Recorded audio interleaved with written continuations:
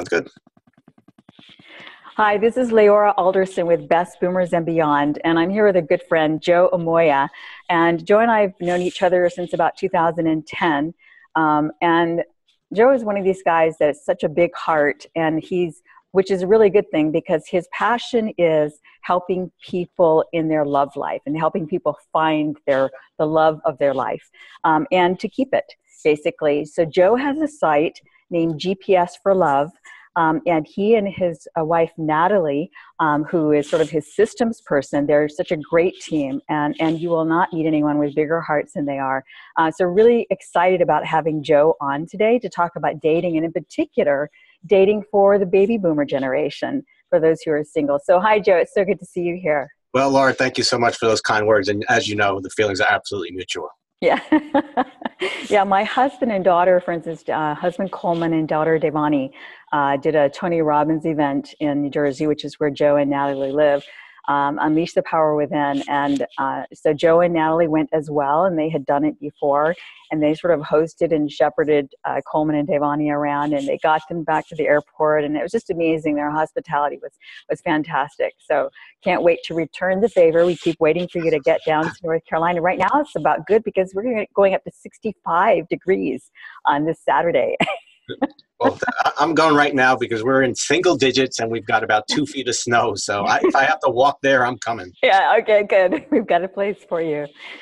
So Joe, tell us a little bit about people can read your story online, but if you could share a little bit about your story about how, well, first of all, we also will link to the story that you wrote for the Best Boomers and Beyond, which basically you're a doctor.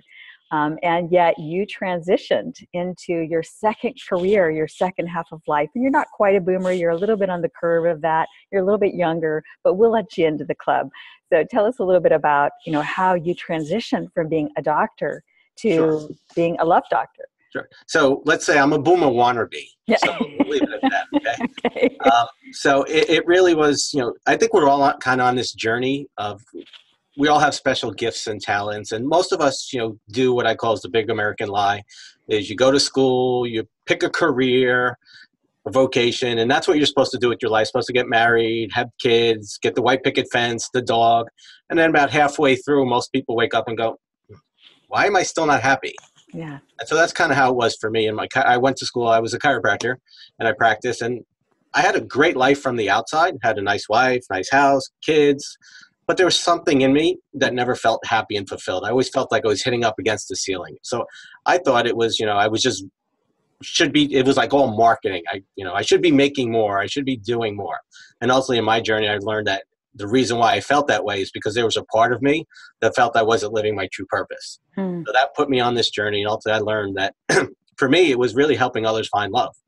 Because if you really think about it, we go to school, we're trained on everything. But when it comes to relationships, most of us simply go to the school of hard knocks and we try and figure it out on our own. Yeah. And we go from relationship to relationship, hoping it'll change, hoping we'll get it right one day.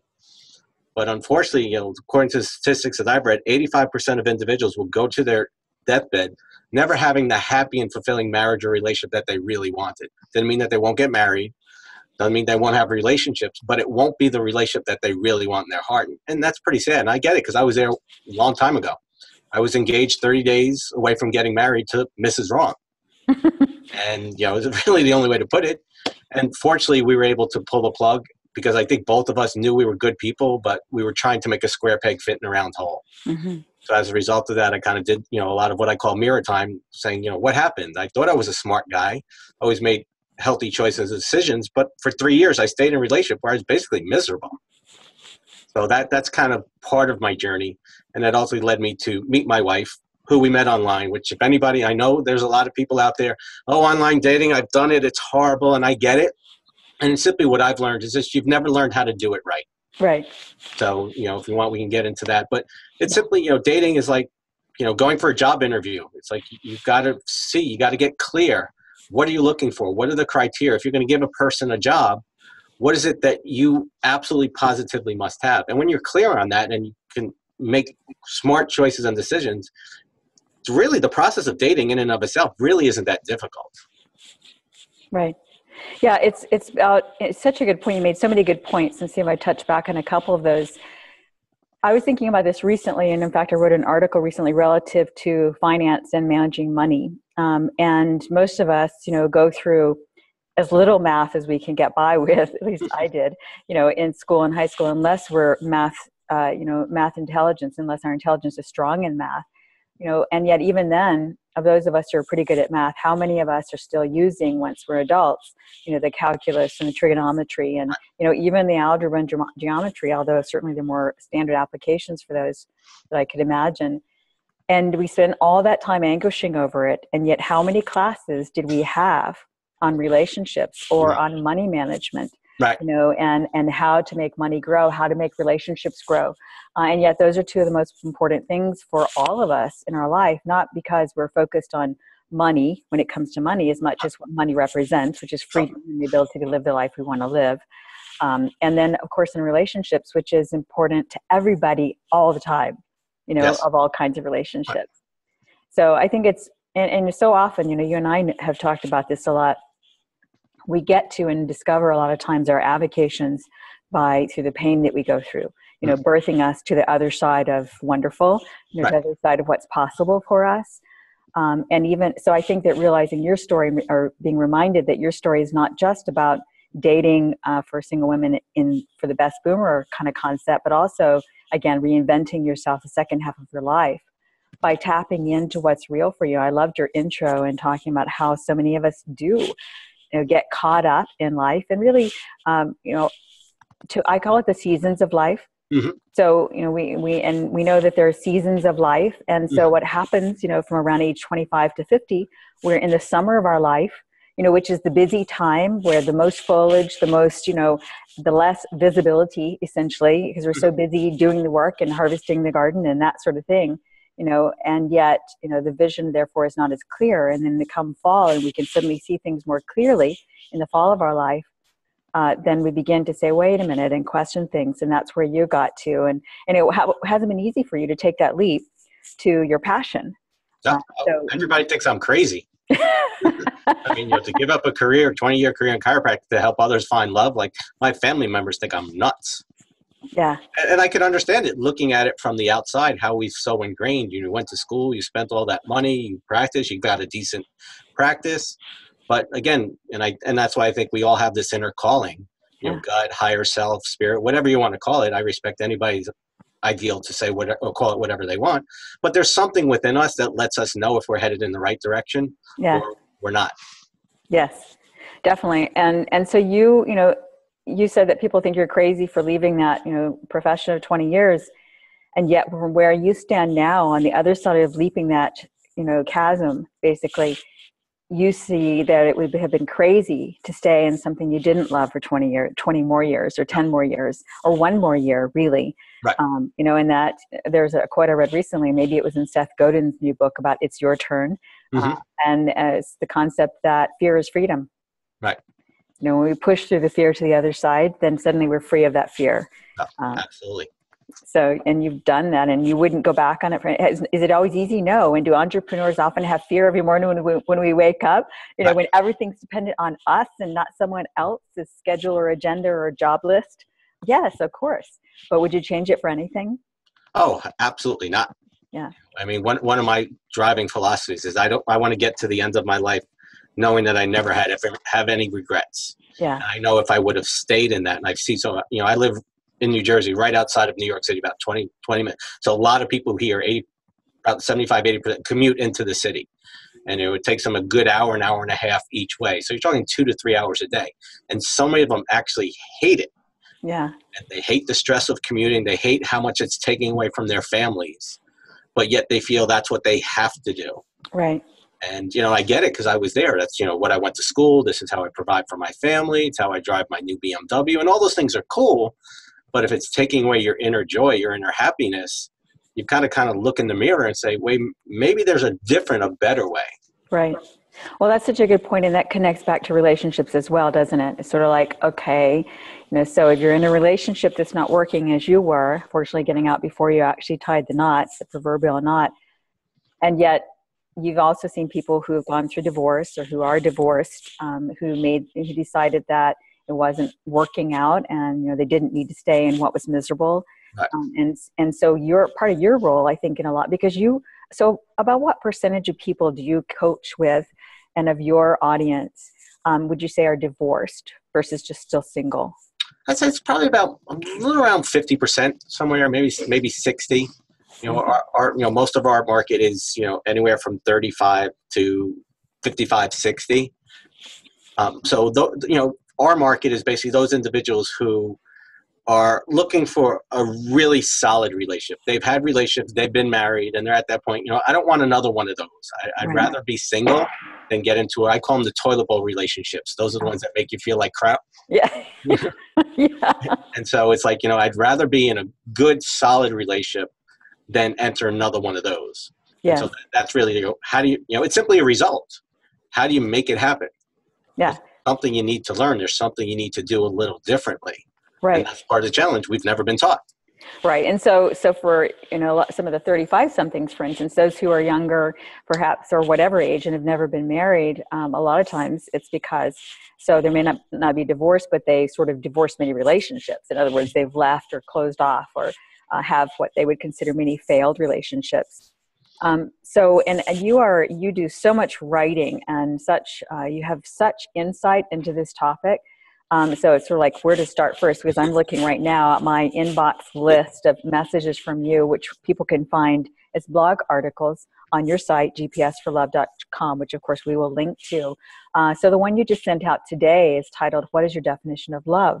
Mm-hmm. And so you go into that, and that's on the front page. Would you like to elaborate on that just a little bit? Well, sure. I mean, it's funny. I hear all the time, I'm in a relationship and he's cheating on me. I'm like, well, why are you staying? Well, because I love him. Well, what about him cheating? Wasn't that same thing? But he loves me. And I'm like, well, let's look at this. If he loved you, would he be cheating on you? And so I hear it all the time. And if it was up to me, I'd throw the word out of the dictionary because it causes so much confusion. Mm-hmm. And so what I try and do is just help people identify what is love. Because we throw that word around. I love chocolate. I love Starbucks. I love softball. I love the beach. I love my dog. And I love my man. And it's such an interchangeable word that I think it loses its luster on what it really is. So first thing I always do is start with people is what is your definition of love? 'Cause I don't believe anybody should tell anybody how to think or how to act. I just say, based on my experience, what I've learned, this is what I find works. This is what I find doesn't work.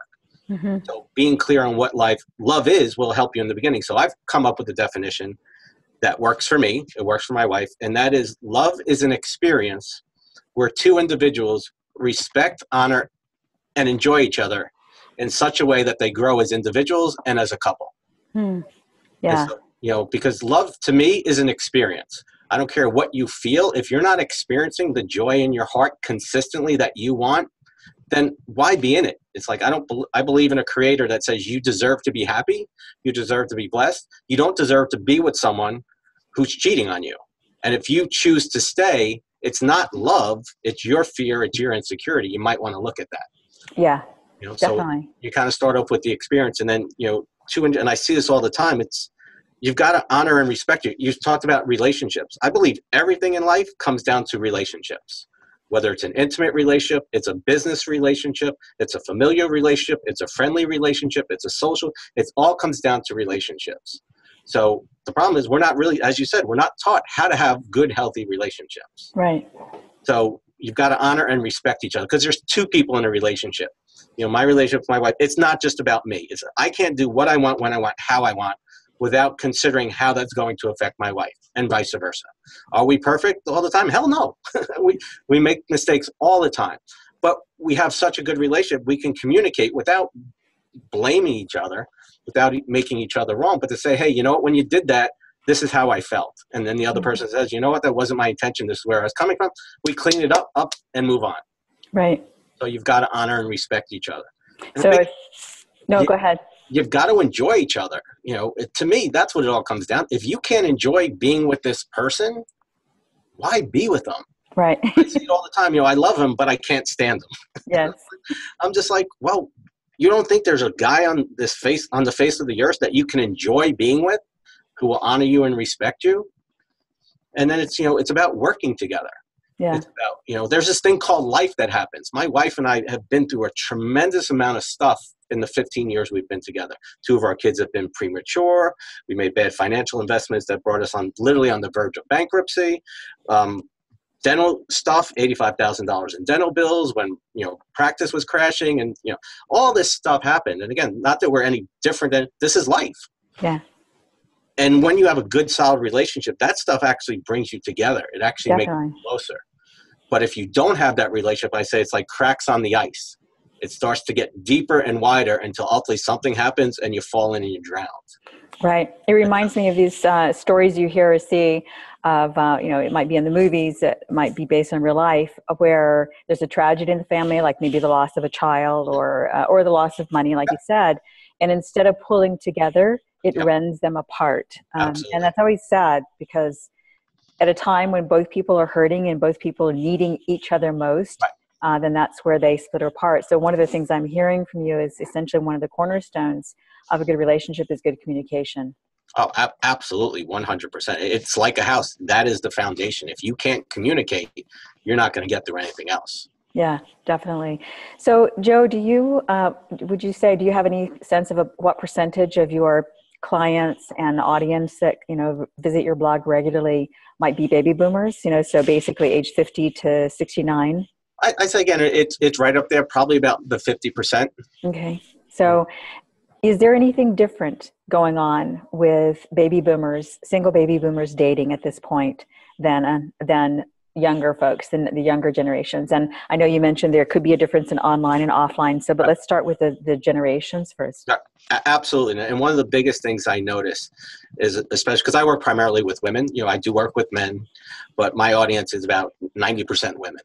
And so one of the biggest frustrations of women is that trying to find a guy at that stage who wants to be in a committed relationship. So I always explain to them that there's a difference between a man and a boy. A man is a guy who's emotionally available, he's healthy, he's had relationships, they may not have worked out, but he's learned from them, and ultimately he wants to have that someone special to share his life with. And the boys are the guys that they're immature, they want to date the 20-year-olds, they want the arm candy, and I don't blame one. I just try and help women understand that the reason for many of these guys is they've been married, they've had their families, they've had their kids. The kids are mostly grown, if not in college, if not out of the house. And so they went through, a lot of these guys had bad experiences in relationships, and they've got divorced, and a lot of them lost, half their income. And so in their world, it's like going to a restaurant, getting really bad food poisoning, and now going, well, why would I want to go back to that restaurant? Right. I'm not justifying it all. Just that's what's going through their head. So it's like, been there, done that, had the wife, had the kids. So now I just want to have fun, because in their world, they equate relationships, marriage with pain. Mm. So, but those guys are pretty transparent. And that's why whenever I work with, baby boomers, I have to say, you just got to realize they're going to be a boy or a man. Your job is to identify, because a guy who is a boy who doesn't want to get married is going to be pretty transparent. Yeah. Say, oh, my ex-wife, she was a witch, and, she took me for half of everything I owned, and why would I want to go back there again?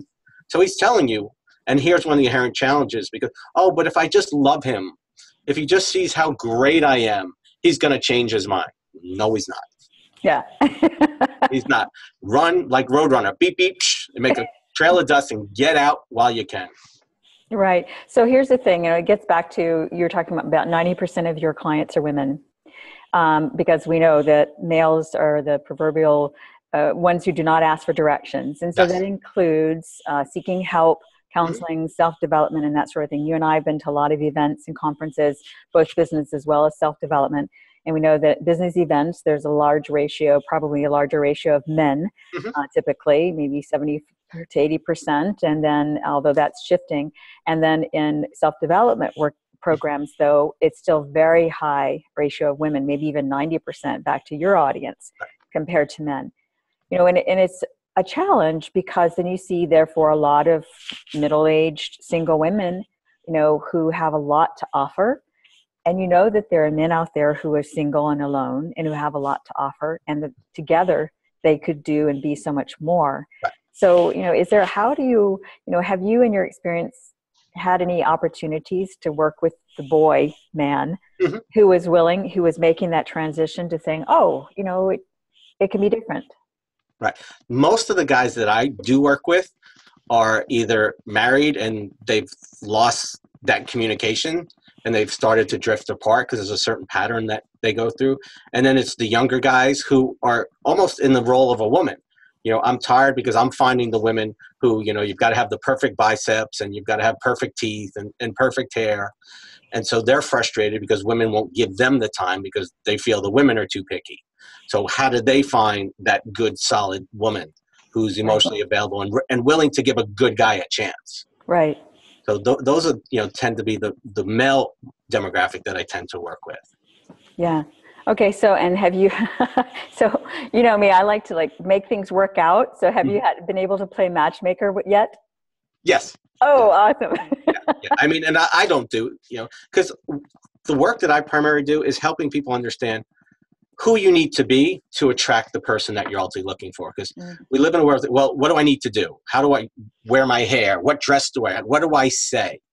And it's not about that. It's about who you're being. There's something called the law of attraction. And I'm not one of these, the secret people where just put up a vision board, hug a tree, sing Kumbaya, and the man's going to fall into your lap. It's about, you need to be the person. You need to be at a certain energetic vibration, if you say. But then you also need to take action. You've got to do things that are going to take you closer to your goal. Right. And so it's learning how to operate. And that's when I work with people. That's what we start out first. Who are you being? Yes. Because if you're being insecure, you're being needy, you're jealous, then you're not going to attract the type of man that you're looking for. You'll attract other guys, but you won't attract the quality of man that you're looking for. And I always say, think of it from a man's perspective. If a man is going to commit to you out of all the other women in the world, why would he do that? There's got to be something really special about you. Doesn't mean you have to be unique, because what makes you unique is you. So just be your best self. If you saw my wife, you've seen Natalie, Coleman and Devani have met Natalie. If you look at her, and I love my wife to death, but she doesn't look like anything special. She's an attractive woman. She's good. And if you talk to her, she's nice. But what makes me want to commit to her day in and day is who she is as a person, how she lives her life. She's got a wonderful heart. She gets me. I've had a friend, you said, talk about making a transition. I would have never been able to make this transition if I didn't have Natalie as my wife. I've had friends who have wanted to do the same thing, and it has literally destroyed their marriage. Because no, you got to be here, you got to pay the bills, and you got to do that. And so instead of getting the support and helping them, they became an albatross, which didn't allow them to be who they wanted to be. And that ultimately destroyed. And it's sad because it doesn't have to be that way. It's super sad because, as a strategic interventionist, what I know is they could have completely jumped over that hurdle if they'd had just a little bit of outside intervention relative to coaching each of them and mentoring each of them toward how to communicate better. They would have saved, so often people think they want to avoid the hard stuff with each other, but oftentimes leaving just because of the hard stuff is so much harder. Right. So if you can work through the hard stuff and get to the other side of it, then that's, as you know, with you and Natalie even, is what makes you stronger together. Absolutely. 100%. So, and I know that mostly do you actually coach any of people who are already married then? Yeah. Yes. Okay, cool. So you do some couples coaching then? Yes. Okay, cool. So, I would think that when you talk about working with Natalie, and as you know, Coleman and I have throughout our 26 years of marriage worked together off and on. We started out working together in shared businesses. And then as we both started to grow and develop, we started growing even more, where the time was such that he was doing more different things. Like for instance, he's writing a novel, and he just finished his first novel of a 3-part series that we'll be publishing soon. And I, as you know, started the My Trainer Fitness site. And so those were different things. We're still entrepreneurs. We're still doing, businesses, and we're still sharing with each other, but we're not as one-on-one each day. Either way, I've always valued that. And I love the concept that we're working and growing together, and that we're, both entrepreneurs and on this journey. And yet you so often hear people say things like, oh, I could never work with my husband, or I could never work with my wife, right? I'm sure you've heard that many times. So there's, what do you say, as a love coach, what do you say about that kind of thing? Because that's immediately a red flag that there's some communication issues, right? Well, I think it also, I always explore why you feel like that, because there's always a reason why. Because a lot of times, well, if I spend my life, it's always going to be around my wife. And that's the fear. Where it's like, no, I mean, I love my wife. She loves it. But I don't want to spend 24/7 every moment around her. I have things that I love to do that I want to do. And I also support her in doing her things. I encourage her. She was going out with a girlfriend tonight. And it's like, I'm going to go have coffee with Teresa. Okay, wonderful. I'll take the boys. We'll go out. Yeah. Because I know that me supporting her growth is going to make her happy. And then she's going to in turn do it for me. And it's secure. So, and, we work in the same house. We have a 3-level house, and, she's on the middle level. I'm downstairs. But there'll be times where we're in the same house, but I'll see her. I'll come up for lunch. I'll grab something and I'll go back down. So people say, oh my God, I can never do that. You're around each other. She's like, sometimes we don't even see each other. Yeah. And she does, but it works out so beautifully because she's pretty good with some of the technical things, like helping you set up your website and, run your email kind of system. And you're the writer, and the coach. So it really is this very symbiotic and complementary team, basically, as well as with your boys. You have 3 boys. What are the ages of your sons now? 11, 9, and 6. Okay. So a handful and a house full. That's why I have no hair. Right. Well, they say that just means that you have more of the male hormone, which is a good thing. Yes. Those are the same people who say you can't go in the water for 45 minutes after you eat. Could be, Joe. Well, what is your observation of some of the problems that are facing? Are you saying that the boomer women have some of the similar problems besides the man-boy thing? Mm-hmm. Are there any other different kind of problems, or does it get basically into relationship and single dating kind of problems in general? You know what, Leora? It's funny, but it all comes down to the same thing. Yeah. It's really knowing who you are. And really loving yourself and liking yourself first. Mm. Because in this world we grow up, and I call it the Disney myth. Women grow up and, they see the Disney films and, pretty woman where, Richard Gere is going to come in the limo with, the umbrella to rescue and save you. And it's like, no man's going to save you. Yeah. It's that you have to be happy and fulfilled, because that's what's going to attract the man, is knowing who you are. Not meaning you have to be perfect, because that's what makes the journey as a couple so enjoyable. You get to support each other as you both grow. But really knowing who you are and going to a relationship saying, I don't need you. I want you because my life can be even better with you in it if you're the right guy. But if you're not, I'm willing to walk away. And that's the biggest thing that I see is someone, if I just had someone, I'd be happy. I was working with one of my clients this morning. 40, never been married. And she's just like, if I just had someone, I'd be happy. And she's so desperate to find someone. And she keeps going to things like, I got to meet someone. She went to a technology thing. Oh, I got to go meet. And she's like, I didn't like any of the guys there. I'm like, because you're going from a place of fear. You've got to go live your life. Don't worry about the details. The universe will take care about the details, how they're going to show up. I met my wife online 15 years before it was like in vogue. And if you would have told me when I was younger that I would have met my wife online, well, we didn't have online back then. But I said, if you would have told me that, I would have laughed. I would have called you every name in the book, and I would have bet everything I owned against it. Because like in my world back then, that's what like desperate losers do. Right. You got to go like put it out there to search for someone. But that's the beauty of life is that you just live life, and opportunities create and present them when it's in your best interest. Yeah, I love that. You just live life and opportunities present themselves when it's in your best interest. And then you also said, you got to know who you are to attract the right person in your life. And that's such a significant thing. As you were talking about that, one of the things that came to mind is there are men who would be intimidated by a woman who knows who she is. Sure. In which case, if you're that woman, then that's not the man for you. Absolutely. And if you don't know who you are, then it will be hard to find the man right for you as well, because how can you find him when you're still finding yourself, I guess, in a way. And it's such a, it's interesting when you think about it. You're talking about finding Natalie online, and I don't think you actually know this story. We actually found our son, whom we adopted, Oh, okay. from Russia online. And you think about dating, though, back to dating, and is it any more strange than meeting someone in a bar? No, I mean, you have a better chance Right. probably meeting someone online. The only thing is you're not in their physical presence to see, Right. what they're really like, what their, the aura of themselves, what they're projecting. But you have a chance to see their mental content by virtue of how they write and communicate. So you have actually a better chance there. Not just because I met my wife, but before I met my wife, I was like, this is the greatest thing ever. I could sit in the comfort of my own living room and meet women. Like, I don't have to go to bars. I don't have to go to the supermarket and crash my car into somebody and start with some cheesy pickup line. Right. And for all the reasons you said, is that you could tell a tremendous amount about a person by the way they write their profile. Yeah. Back then we didn't really have text, but there was email.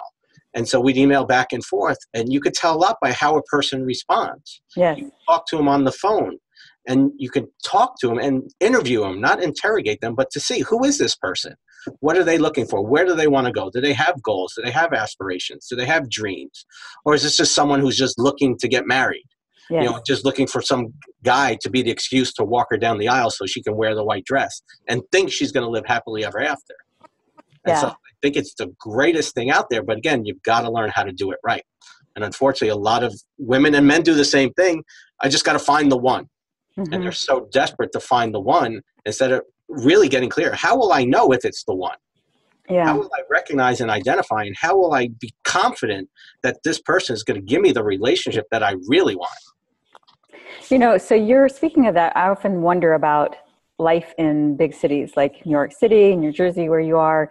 And as you know, we're in North Carolina, a little bit more rural, even though we're near the Winston-Salem area, and there's certainly city, but nothing like walking down the street, and amongst throngs of people. It would seem that in that scenario, you could actually feel more lonely and find it harder to meet people than in a more rural setting. Has that been your experience? Well, again, it really comes down to who you're being, because I'll have people who are in New York and I'll get an email saying, it's so hard because, the guys here, there's so much for them to pick from. And so, they don't want to settle down. And then I'll talk to someone who lives 5 blocks away and says, it's great. I'm meeting all these quality guys. Yeah. And so I'm like, well, is it really New York? Is it really the city? And conversely, people who live in the rural areas, there's no decent men here. I'm like, really? There's not one decent guy there? But again, it's who you're being. And, you and I both in alignment, we've done a tremendous amount of work. It's about your belief system. Yeah. If Definitely. You believe there are no good guys out there, that's what your brain is going to find evidence of. Exactly. If you believe there are good guys, guess what? You'll start finding that. Yeah. And then importantly, and this is where it really gets back to where you're going to meet them.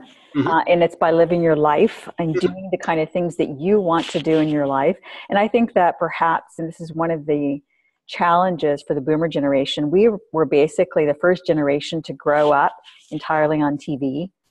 And so therefore that became the family habit and pattern for so many families, the parents as well as their children. And you don't meet good people sitting in your home watching TV.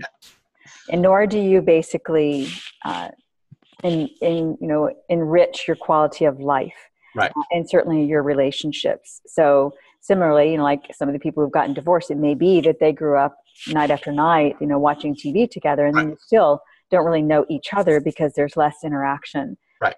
So then it is about, so the beautiful thing about what you do and what you're helping people to discover is not just relationships, but you're basically you're helping them discover themselves and grow as a human being. So regardless of whether they even end up in a serious relationship, they've been enriched, right? Right. Yes. And to me, that's what it's all about. The relationship is simply the vehicle. It's discovering who you really are and finding that power. Because if you stand in that power, you can create a great relationship. You can create great business opportunities. You can do anything in life. So that's the fun part for me is, you work with someone, they come in, it's about, I get better at dating. And then all of a sudden they've got, great business opportunities, or they make a career change that they never would have made before. Right. Right. Sorry. No, I'm saying that's the juice for me. That's the part I love. Excellent. Well, so I'm looking again at your emails, and you have a one titled "Why Good Guys Cheat." So, could you give us a little bit of the inside scoop on some of that? Yes. Well, I know you're a strategic intervention specialist, and you know all about the 6 human needs. We do everything we do because it meets one or more of our emotional needs. So, good guys can be in a relationship, can be really good guys, but there's something missing, and so they're not getting a need met. And so something comes along and it gives them an opportunity to meet that need, and then therefore they'll check out. And so, it happens all the time. It's like, he was a good guy, he's a great husband, great provider. Why did he leave? Why did he cheat? Because there was something he was missing. And I'm not justifying this, it's just trying to shine light and explain why it happened. Yeah. So I tell people, the reason why I don't consider, and I work with single women every day, the reason why I don't consider cheating is because everything I need, I'm getting from my wife. And in my world, if I were to quote unquote cheat and possibly ruin, it'd be like the dumbest thing I could possibly do. Yeah. And so it's not that, and that's one of the reasons why I believe I was chosen to do this work, because I'm a man. I don't mind. I enjoy being married. I have no problem with monogamy because I'm with a woman who gives me everything that I need. So when a man comes along and the right woman is there and she can meet all his needs, he's not going to cheat either. Right.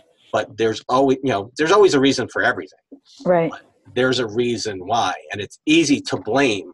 Well, he cheated, because very often I see it. And there's such pattern where people get together and they're together for a while and they stop doing the things that they did in the beginning. Right. The guy worries about providing and taking care of the family and being a good husband, and the mother is about being a mother and taking care of the laundry, and if she doesn't have to work and doing her role. And they forget that communication. They forget to go out. They forget to make love on the pool table like they used to do in the beginning. Mm-hmm. And so now they're at that point where, I'm not getting what I want. And because I don't know how to communicate that, I'll simply go try and find it someplace else. Right. Not a smart way of doing things, but it just explains why people do what they do. Yeah. And it works. I've worked with enough women who did the same thing. Yes. Where they weren't getting their need and they checked out when had an affair. Okay. Yeah. And so, typically what happens in marriage arguments, ongoing miscommunications and malcommunications and whatever, is the he didn't and she didn't kind of thing going on. And so when you say that your wife meets all your needs, for instance, and so, the other side of that many women might be hearing is, well, I did that for him and he didn't meet my needs, kind of thing. Right. And I think that typically there's always a two-way story, and that most relationships, when it is that one or the other spouse goes to some kind of coaching and gets strategies like this to begin to see how, to put themselves in the shoes of the other person. Right. And not feel slighted or less than, or like they're not getting their needs met, but to say, wait a minute, what can I do to meet? Oh gosh, I didn't realize that he wasn't getting his needs met. I just was so focused on what wasn't happening for me, that's all I could see. So then when they start to shift that and start to focus on how can I meet his needs, then invariably the flow reverses and the same thing happens for them with their spouse. That's been your experience, right? Absolutely. And that's that fear is, I'm not getting, and realize, well, are you doing what you need to do? And if you are, make sure, but you might want to check in, because you may think you are, but in his world, he may not feel that. Yeah. And that's where it works conversely on both sides. And so it all comes out as kind of how we started about communication. Do you sit down? Do you say, hey, you know what? When you don't show up, you don't take me out to dinner, you don't make love to me on the pool, it makes me feel like you don't love me anymore. It doesn't make me feel significant. Do you communicate from that way, or to go, you know what? You're not doing this. You're not doing that, which automatically puts him in a defensive state, because he's justifying how he's working hard, how he's paying the bills, how he's sacrificing his life to buy you the nice car. Right. So, a lot of that gets back to you're talking about the man or the boy. Right. And it certainly applies to women as well. Are you the woman or the little girl? Is this sort of the argument of a sibling, a sibling kind of relationship where it's spatting back and forth? Or is it rather a mature relationship where you're saying, oh, what's going on with you, and let's talk about it. And then I'll share what's going on with me, kind of thing. And we'll work this through. So, but it gets back to how people aren't taught that. Yes, absolutely. And the sad part is I've seen it with, all the individuals I work with, because most people, when they get married, there's this love, there's this real desire to share their journey with each other. But then it's not that they fall out of love, is they forgot what got them in love in the first place. Yes. And they stop communicating, they stop valuing each other, and they get so caught up in their own worlds that they just start to drift apart.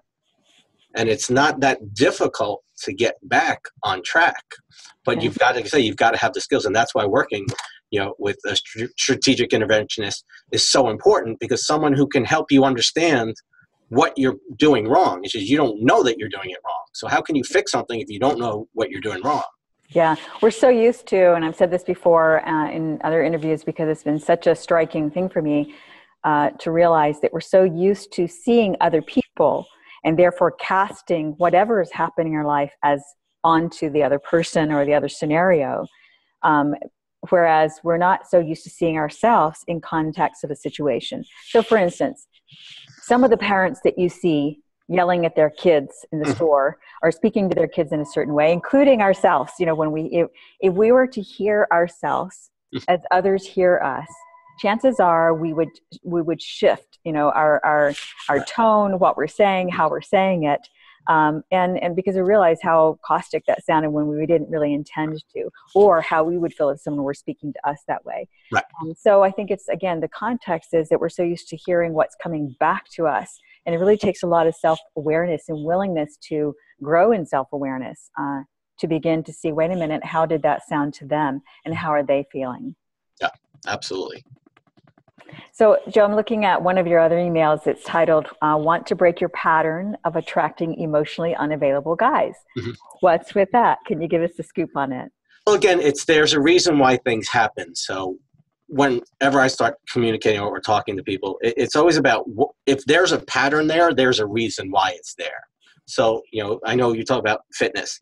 Okay. So if a person is overweight and they're having problems struggling, there's a reason why. Now, you can sit and play victim and blame it on your parents or your big bones, but the reality is that there's something going on underneath. And so anytime there's a pattern in life, I say it's the universe's way of trying to get your attention. Absolutely. So if you have a pattern of attracting emotionally unavailable guys, you've got to look at that. Instead of blaming there's no good guys out there, they're all emotionally available, they're all boys. Of all the guys in the world, why am I only attracting these kind of guys? Now, you can sit there and go, this is just a coincidence. Or you go, maybe there's a reason why. Maybe I'm playing a role in this madness. And then once you do that, then you sit and you look, because now you're open to the awareness. Now you're open to the discovery. And that's why I'm a big believer in mentoring and working with different coaches, because they'll help you see. It's so hard. They call it the blind spot. It's so hard to see your own stuff when you're right in the middle of it. Because there's a part of us that also doesn't want to see it. It's a lot easier to blame the guys. It's their fault. Than it is just to take a look and say, you know what, there's a reason why I stayed in that relationship for so long. Right. There's a reason why I'm only attracted to, the bad boys, as they say.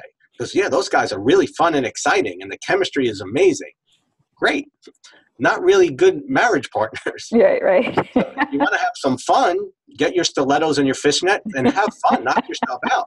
But if you want to have a successful marriage, those aren't the right guys. Right.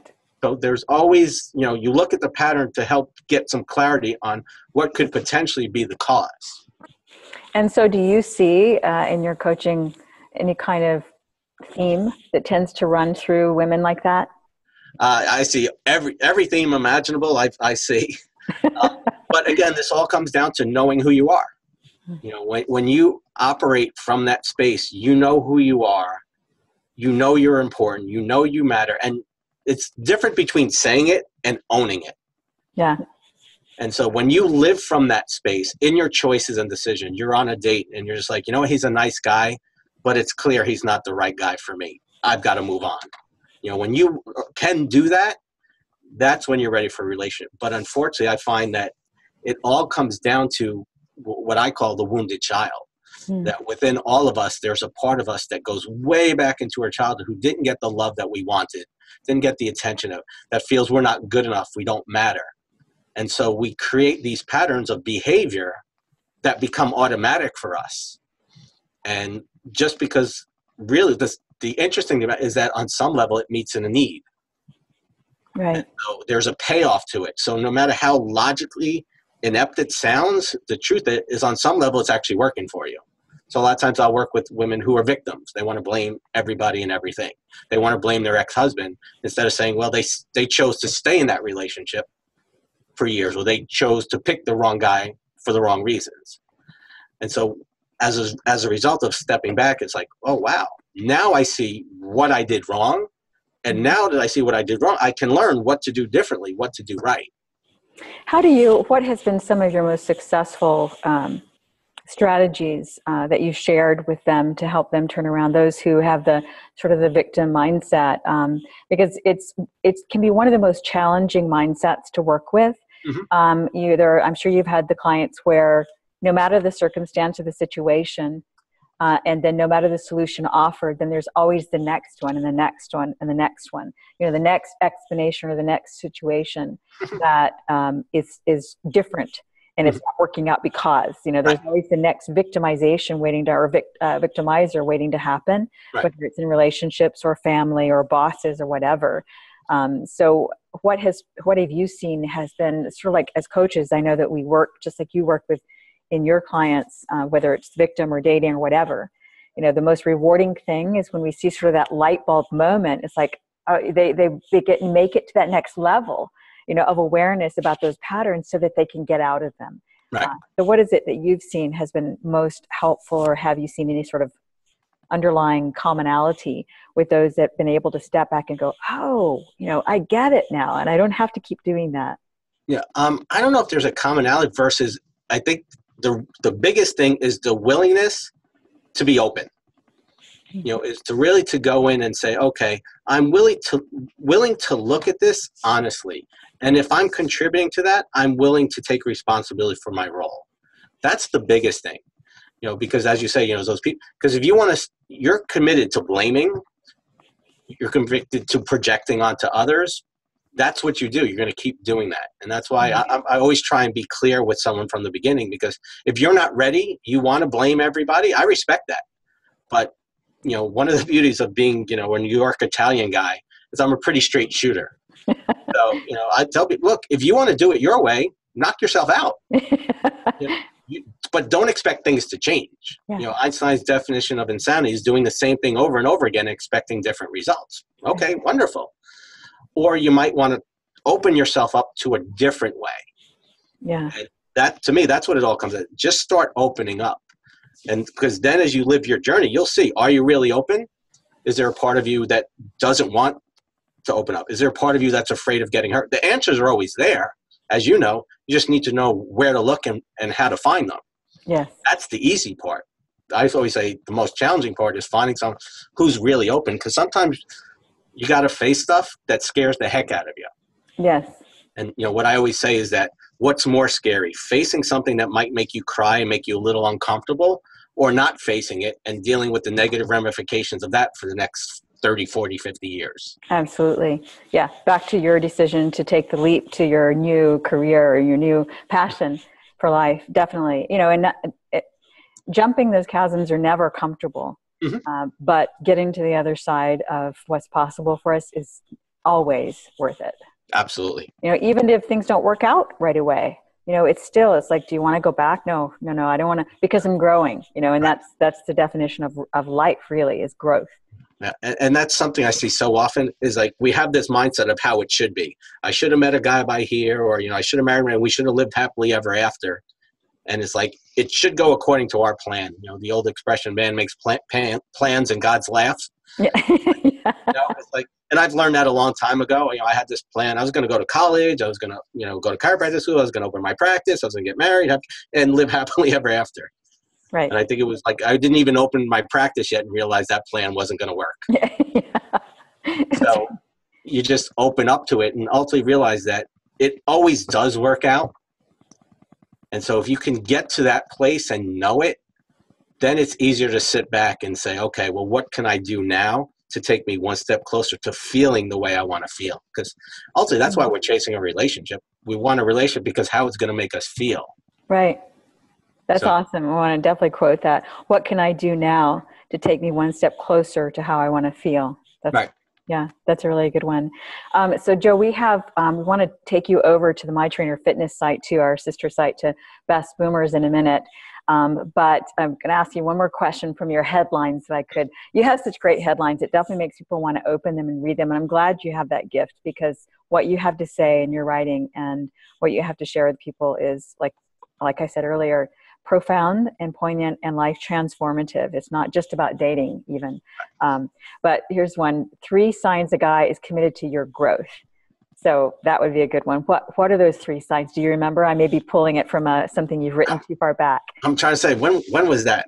Okay, maybe too far. It was December, actually, but Okay. No, so I mean, again, it's when I write, I don't sit there. It's literally, I just sit and get present. What is someone struggling with? So if I'll say, because I'll talk about, he's got to be committed to your growth. So the first one is that he recognizes that you are a person. You have desires, you have goals, you have dreams. He listens. So he listens to you. Yes, absolutely. He listens. It's not all about him. So he's unselfish.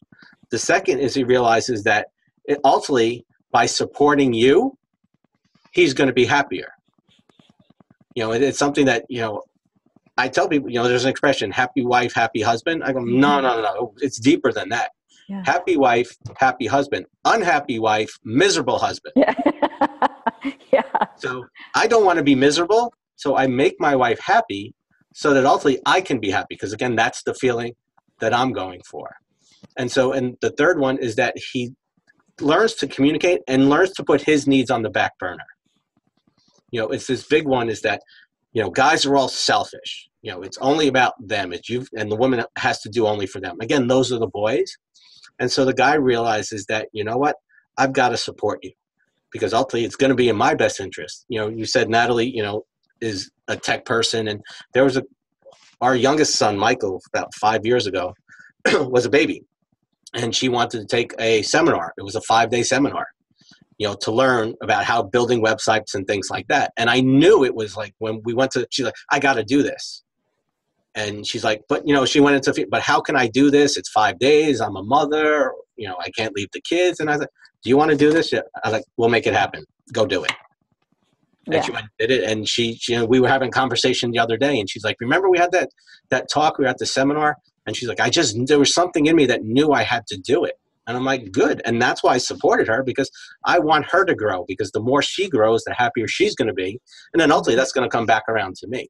Yeah. And then you have so much more to contribute to each other and to the relationship. Your circle of influence and exposure, and again, self-development expands, and then what you go out and learn, you bring back, and you converse about those things. It just makes for a much more enriching relationship altogether. One of the things, back to the baby boomer concept again, actually not just baby boomers, this applies to any relationship, and you were talking about getting significance from, in our relationships. Sometimes what often happens is, I'm sure and that is that the moms can get their love and connection from their children, and leave the man sort of feeling left outside, left out of the loop. And as the mom's nurturing spirit kicks in, then it's a little less her,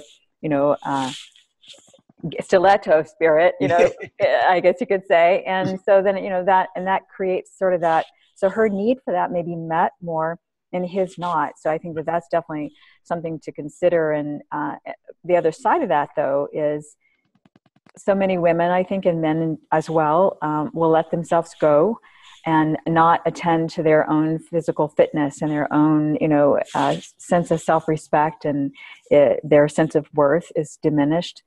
See, the mom knows no matter how fat she gets, her kids are going to love her, and they're going to still come to her. And so she's not so worried about that. But if she allows herself to get into a space where she wouldn't want to be intimate in the bedroom, or doesn't want to be because she's uncomfortable in her body, or he is, then that adds a whole other dimension. And so those are some of the things we'll be talking about when we take the interview over to the My Trainer Fitness site, if that works for you. And anything else, of course, you want to bring into it. Sounds great. Do you have anything else to say to close off this this interview for the Best Boomers site? The last thing I just simply like to share is that a lot of times with the baby boomers and people in that demographic, it's this fear that, I'm too old, the clock is ticking, there's not enough time.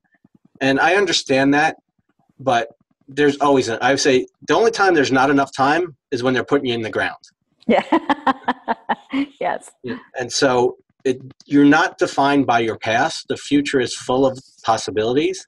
And so if you're not getting the results you want, instead of looking for the quick fix magic pill, take some time, to either do the work yourself to say, okay, why am I struggling? Is there something that's causing my struggles? And if you can't get it to it, work with someone like Leora who can help you get to the real cause, because it's usually not that difficult. It's just you're too close to see it. That's right. I always say there's two ways of learning in life: the smart way and the hard way. The hard way is keep making mistakes over and over again and trying to fine tune and learn. The smart way is finding someone who already made the mistakes, who's already learned, and can show you the quickest path from where you are to where you want to go. Excellent. Yeah, it's like I've used this metaphor before, and that's tag onto the coattails of the person that's on the trail ahead of you. Because they can tell you where the stumps are, and they can tell you where the limbs are that you might need to duck, right. Kind of thing. And yeah, so that's a really good one. And it's really for boomers, women too. It goes back, and men, I don't want to leave them out. I just see a lot more women in this circumstance where it goes back to not being afraid. I think so many relationships, men and women, they end up being in the relationship for a longevity out of habit and out of dependency and out of fear. But it's like with you and Natalie, and same with Coleman and I, our relationship is about growing together and seeing how much more we can contribute to the relationship. And when you do that, then you are growing as a person. So you don't have that sense of deficit or neediness and fear. Absolutely. Well, Joe, this has been awesome. You're awesome. And also coaching from Dr. Joe. So we'll be sure to put the links in there so people can connect with you, because you're so good at what you do and so good at helping people basically move on to the next level, in their lives and their relationships. Well, thank you. As you know, I'm so grateful for this opportunity to be with you and share with the members of the Best Boomers community. Okay, great. We'll talk to you soon for My Trainer Fitness. You got it. Great. Thank you. Okay. Bye-bye.